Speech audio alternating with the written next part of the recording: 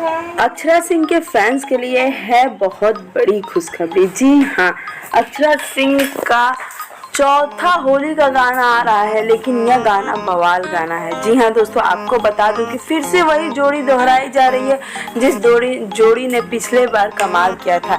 हम बात कर रहे हैं अक्षरा सिंह और राकेश मिश्रा जी की। अक्षरा सिंह ने सुबह सुबह एक पोस्टर शेयर किया है जिस गाने का नाम है कि तू ही लगवा लो।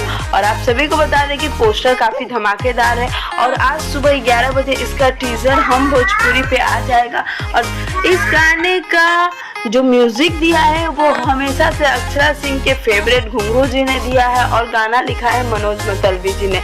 अक्षरा सिंह और राकेश मिश्रा जी के गाने पे काफी ज्यादा रिपोर्ट मारी जा रही थी, जिसके कारण अक्षरा सिंह काफी गुस्से में लाइव आई थी और उन्होंने सबको फटकार लगाई थी।